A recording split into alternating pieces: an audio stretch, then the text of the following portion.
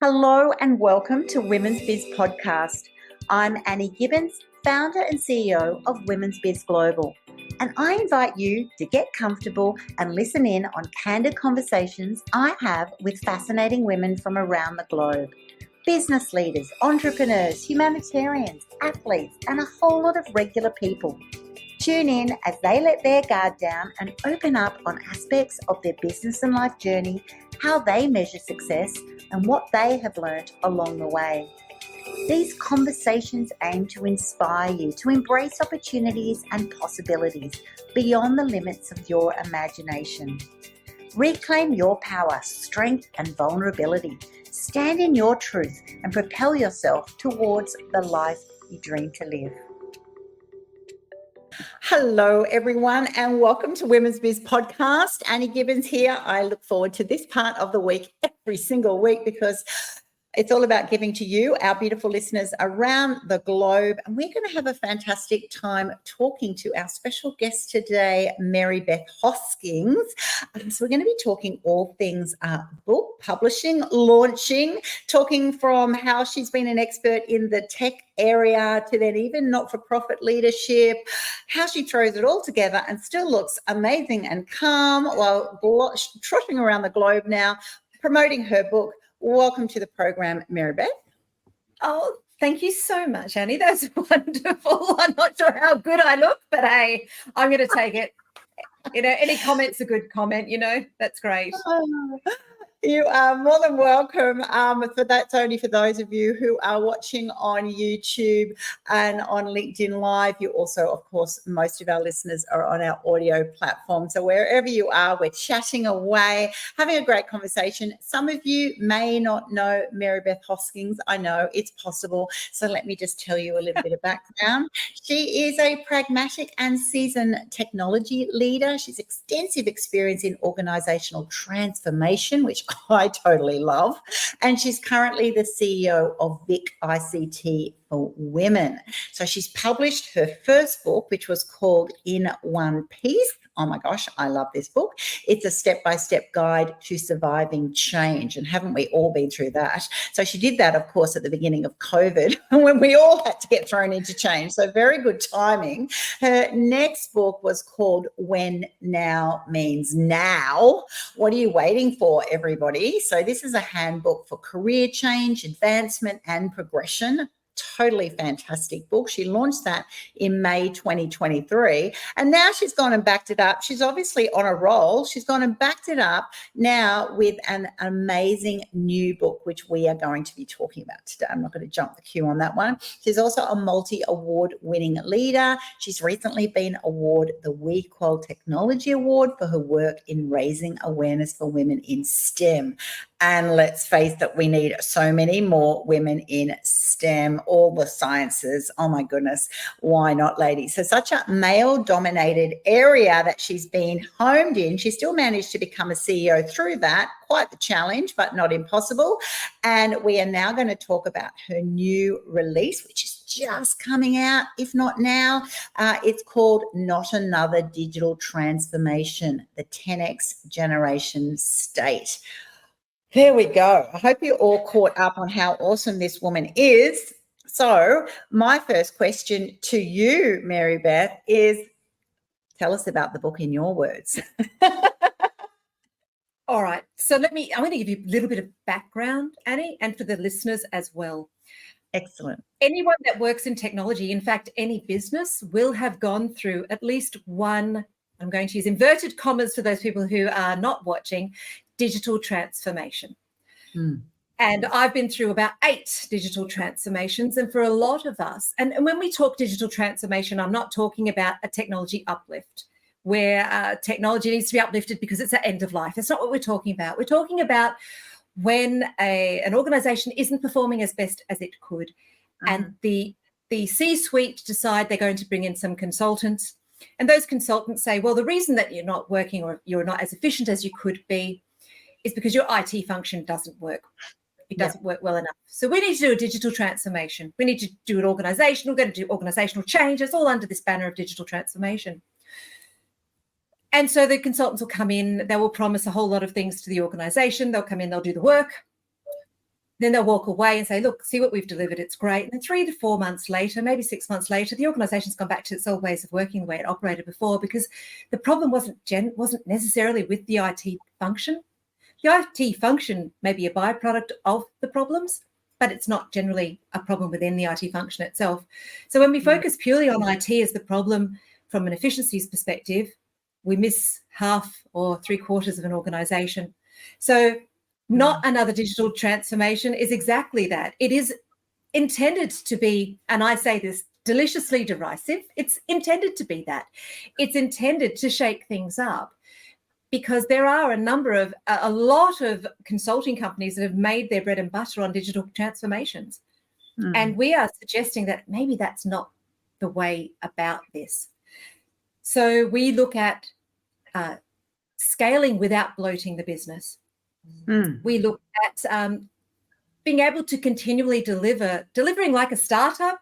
If you've worked in a startup, you'll understand what that means, is that there's so much delivery going out, so many things pushing out, everybody incredibly excited because they all have the same vision and visibility, and they're able to do that. And then as the business grows from startup, it starts to create silos. You start to create different departments. And when they stop and cease to talk to each other, then the people within those departments lose visibility. And if you are in the technical space, you lose visibility about all of that. And so we want to circumvent that. We want to stop this endless cycle of digital transformations and putting people through that by saying there is a better way. And that better way is the 10x generation state. So really we talk about going exponential. You will have heard of 10xing your business, which really means just going 10 times 10, right? So what does that look like? We're talking about it not just from a technology perspective, we're talking about it from an organizational perspective. So this really is looking at your organization as a whole and throwing away what you thought was the right way, you know, the tall structure or the flat structure, throwing all that away and going with something completely different. It is radical. It's radical. It's revolutionary, and we know that it is. And this is why we feel it's quite. It will be very interesting for those people that have been through multiple digital transformations. They will want to read it. Those people who work in the digital transformation space will want to read it, because what are they saying that's different? And C-suiters, those that are really in trouble and really want to go exponential, will want to read it. So we've targeted at everybody.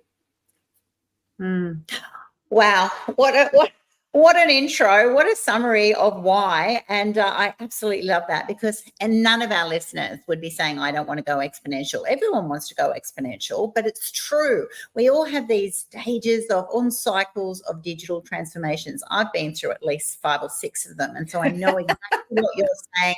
I'm doing one now, just launching an organization's new website. They get one every 3 years. I've got a new one happening in women's biz. And we often just think of, you know, that tech piece, that website, the comms, the funnels, the this and the that.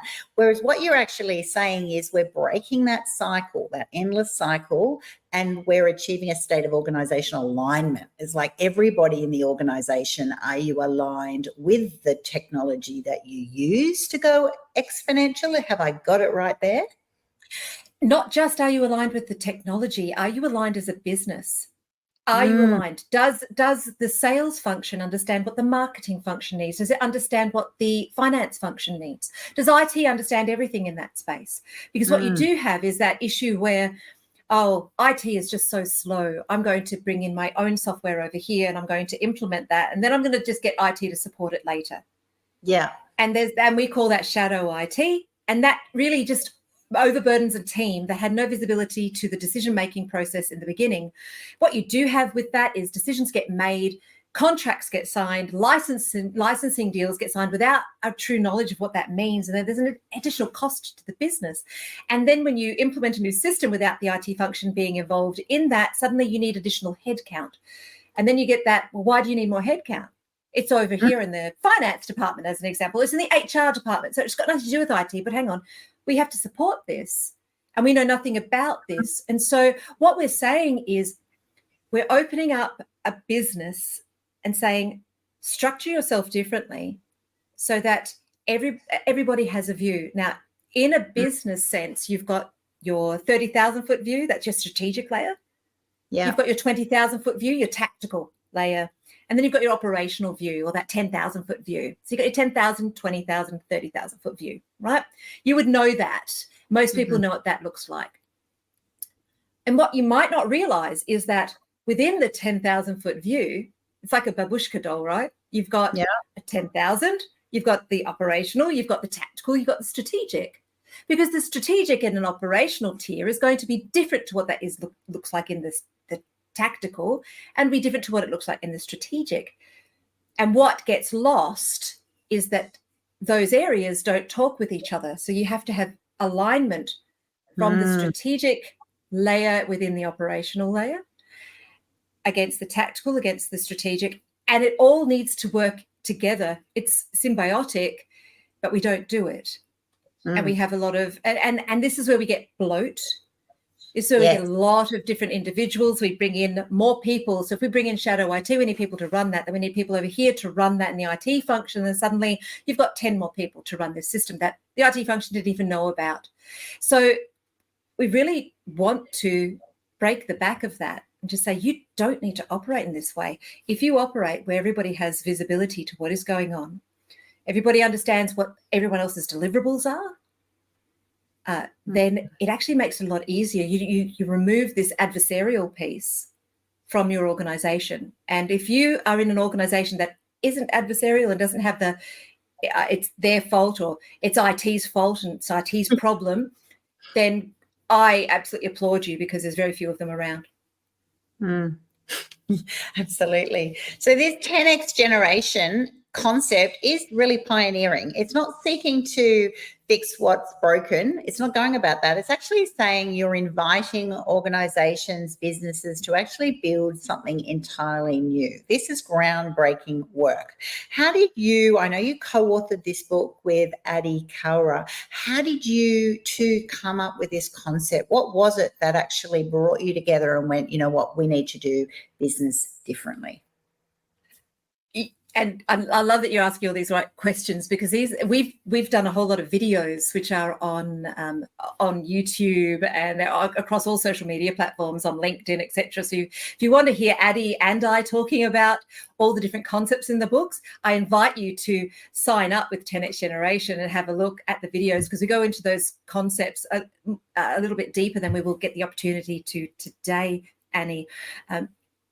So needless to say, Addie and I worked together, and we were coming out of a meeting with a business stakeholder, and the two of us literally put our heads in our hands and said, how do they not know what's going on? This is just feels like it. And it was relentless. It was meeting after meeting, and we sat down, and I remember we walked into a meeting room and we just sat down, put our hands in our heads and said, there has to be a better way. And we went, we've been doing this, a combined 36 years of experience, Addie and I. We said, I think we know what the better way is. We should write about it. So we started to write what we thought. We started to pull the concepts together and started to flesh that out, and then managed to land a publishing deal with a UK publisher who were very keen to help us explore this, because it is around organisational change. And so we then started writing the book, but it was really out of that idea of it has to change, and somebody has to have the courage to write about this. And it's challenging to write about because there are cottage industries around digital transformation, yes. Annie. They absolutely are. There are people that their entire life is around going into an organisation, doing a digital transformation, walking away, then going back to that organisation because it hasn't quite landed as they thought it would, so they're doing it again, and they're just going over and over and over, rinse and repeat into all these different organisations and never really achieving what the answer was that the business was actually looking for. And we just thought we need to write something that helps the individual, that helps the leader, that helps the executive break that cycle. And what I'm hearing is there's two sides to this in the disruption that you're going to create with this book. You've got those cottage industries who actually love that deal. You come in, you do it, but they often don't give you enough information, don't bring everybody online. So they need to come back. And also there's a lot of like businesses. So this is an industry. Also, you've got from the business side of things, you've got a response that you're giving. You're responding to exhaustion and challenges that all business leaders have because of this, the way modern business is actually set up. So with that means, wow, we're going to actually have to rejig the whole way we do business. So that's huge. All right. I'm not surprised this is going to be such a big seller, and congratulations, by the way, of getting a UK publisher. I know I've heard that you're actually going over there and going to be doing a book tour. Tell me a little bit about that. I've actually been invited to speak at the House of PMO, so Project Management Office, and I'm very, very excited about that. They reached out to me because I come from a change background. So my background's change and digital transformation. That's right.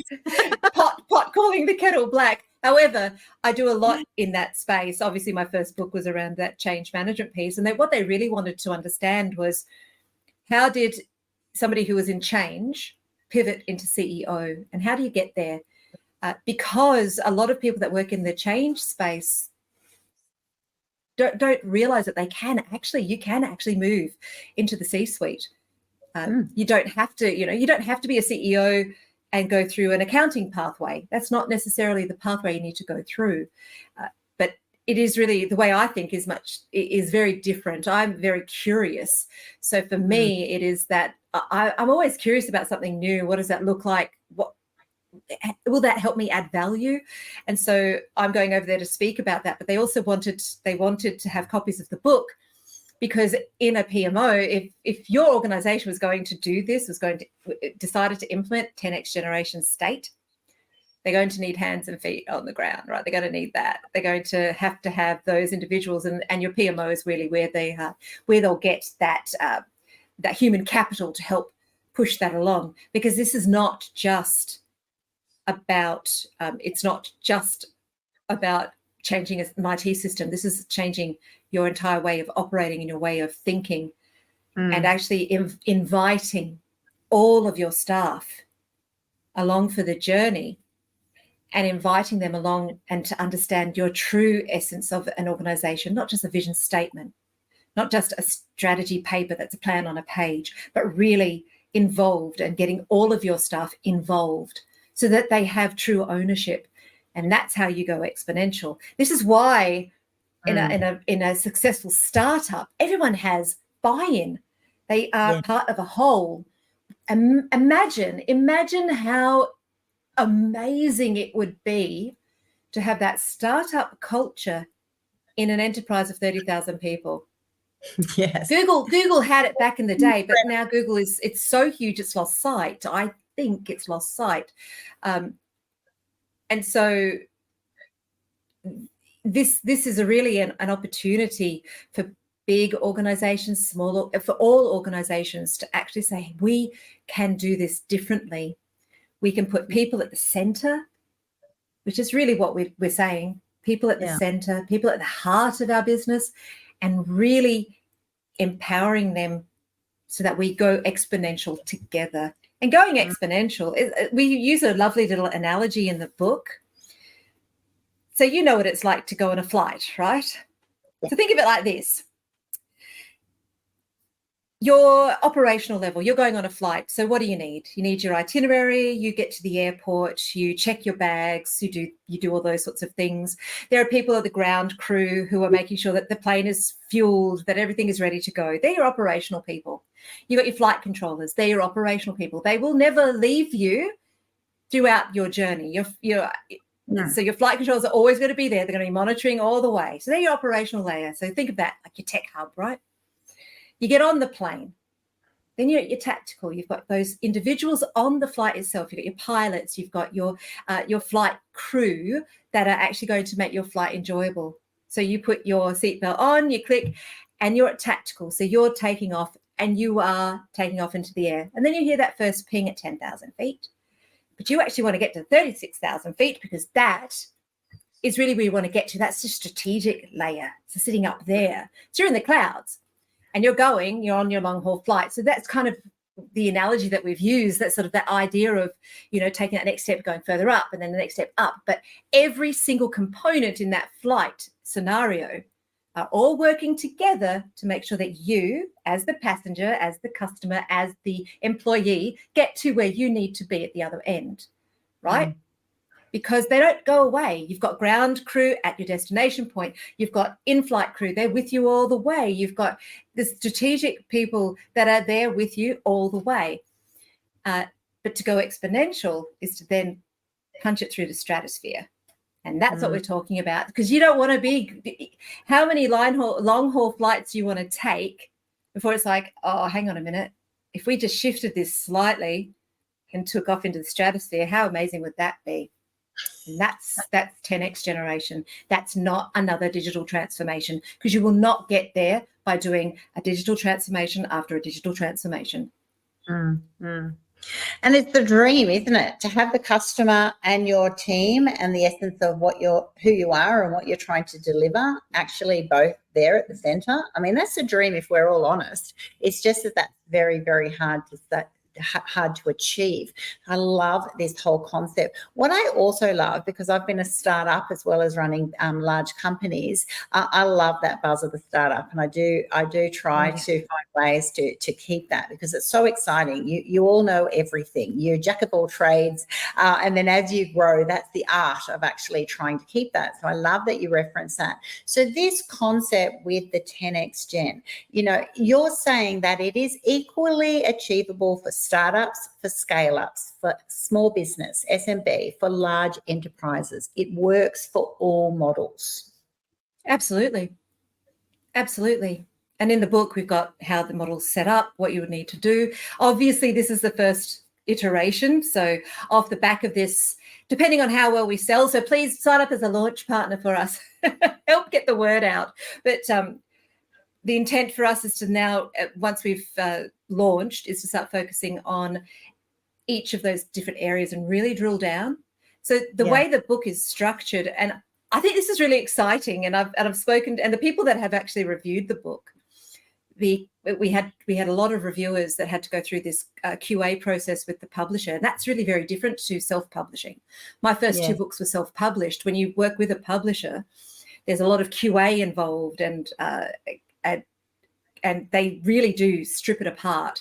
And so that was really interesting, a very interesting process. But we got to that point with the book of saying, how do we best explain these concepts to individuals?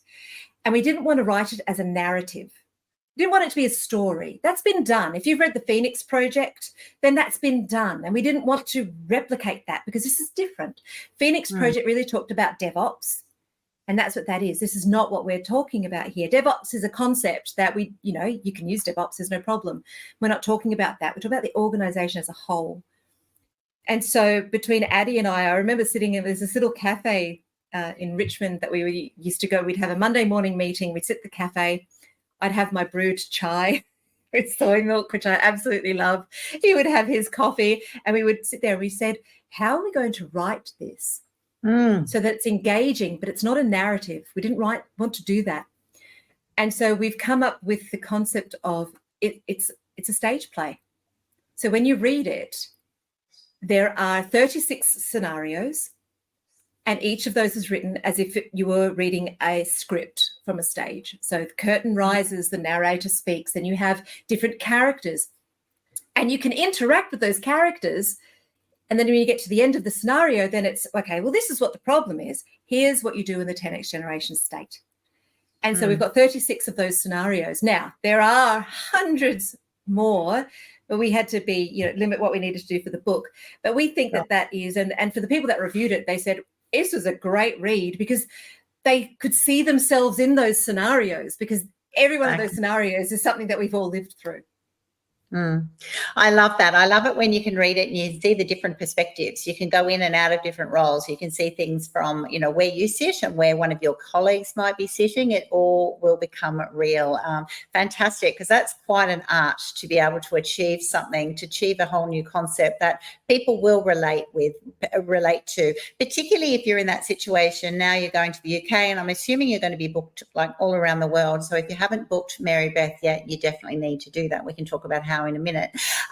But you're going to be having people listening to you from those very perspectives. So while you're actually saying, hey, get this book, and all of you in this, that example you gave that maybe 450 people are now suddenly all reading your book to imagine the change that their organisation is going to go through, they've all got to relate to the concept. They've got to be able to see where they fit in that plan, which is such a backflip from being told by the management, oh, exciting news, we're now having a digital transformation, and basically we're, the top leadership will be involved in scoping out the plan and what we need, and we'll let you know if and when we need certain content. And then often it's at the last minute that you're suddenly shown your little section, whether it's education or marketing or whatever it is, and then you suddenly go, oh, I'm all excited because we're getting some new, shiny object here, but it's not kind of what I wanted. Or why didn't they actually engage me? Why wouldn't they ask me? Or more importantly, why wouldn't they ask our customers, the people that we're serving? So there's just so much richness to come from actually thinking about your business in a different way. And this is a whole new way. Which leads me on to, how are people going to find this book, Mary-Beth? What's the best way to reach out, to have you speak at their events, to be able to make sure that this book is going global instantly, but how are you going to get to even more people? Just come to my website. So it is quantumtransformation.com.au/10xgen. So you'll be able to find it. If you just come to Quantum Transformation to that website, and you can click on the 10x generation page, and that will show you. You can also on there book me for speaking engagements through the website as well. Ordering, we're at the pre-order stage at the moment, and because it is a global launch, there are constraints with how you do a global launch with Amazon. And I didn't know this because I've only ever self-published and it's been in a smaller market, and we don't use Amazon in India. They've got a different tool that they use there to order books, things like that. So on the website, you can sign up as a launch partner. We have details about when we're launching, when things will be available to you. It's available on Amazon.com.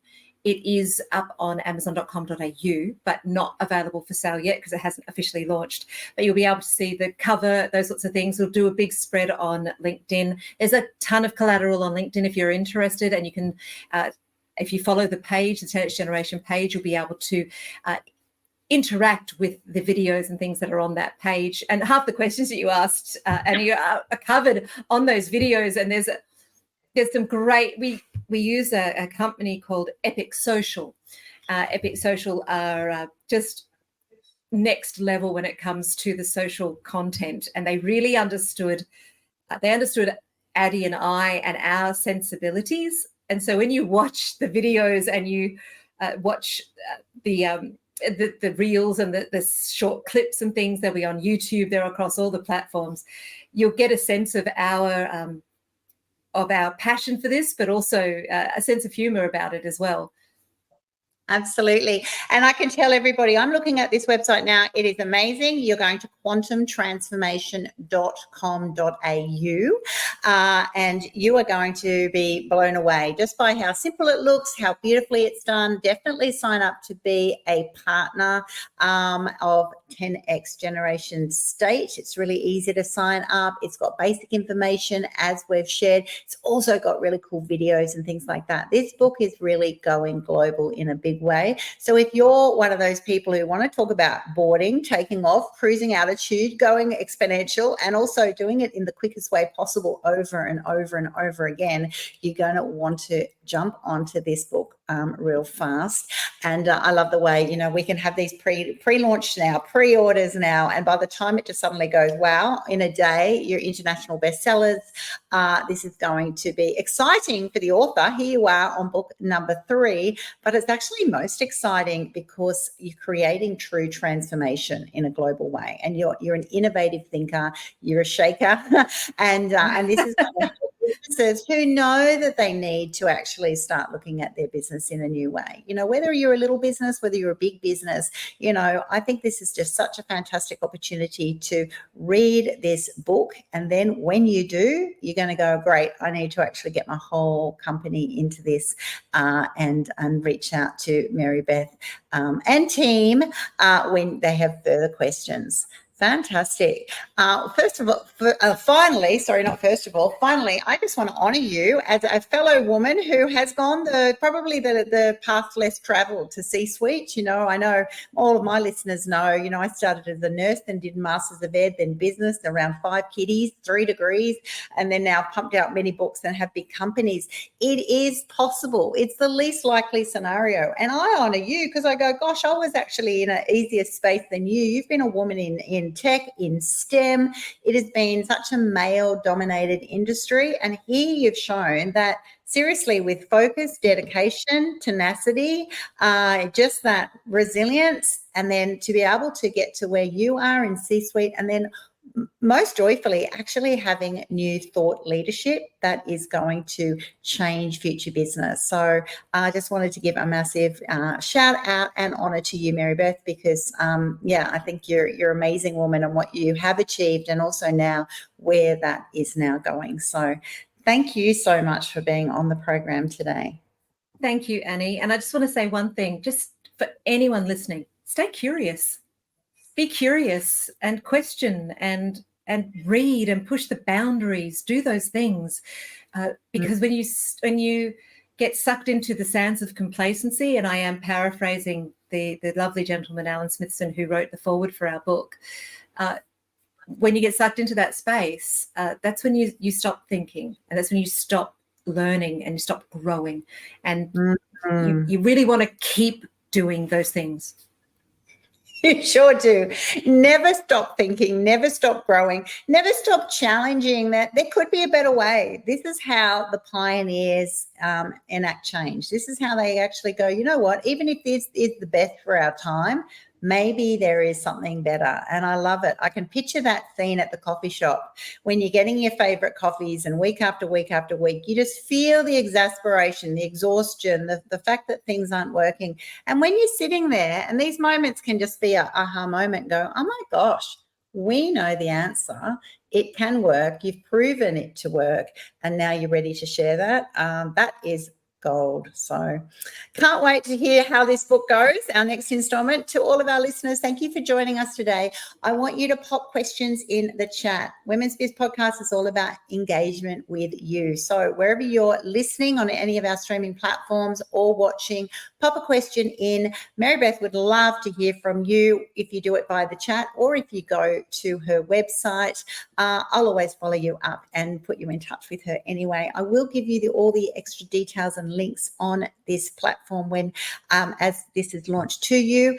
And so we really look forward to your engagement and also your feedback. When you read this book, give Mary-Beth feedback. Go on her platforms, wherever you're accessing it, and provide a comment, feedback. That really helps our fellow authors as well. Thank you so much for joining us today. Thanks so much for tuning in to this episode of Women's Biz Podcast. I'm Annie Gibbins, founder and CEO of Women's Biz Global. And if you would like to fast track your future success, pop on over to womensbizglobal.com, where you can find out how our coaching, media and publishing opportunities are helping women just like you to become and be seen as the trusted authorities in their niche. Inquire today and start reining in the abundance you desire.